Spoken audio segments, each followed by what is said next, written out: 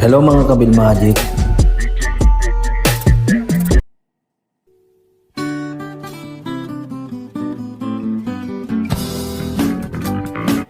Hello mga Kabil Magic. Isa na naman tips ang i-share ko sa inyo. Ang tips na to ay request lang po ng isang fan ni Bill Magic.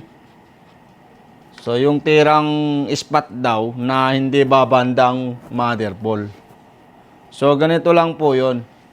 Titirahin niyo po siya ng ilalim. Ito po ay walang pagkaiba sa dead ball kung tawagin. Titirahin po siya ng ilalim. Itutulak lang po siya ng bahagya. Parang ganito lang, mga Kabil Magic.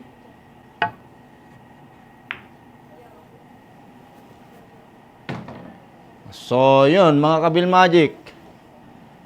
Salamat sa nag-request at salamat sa suporta.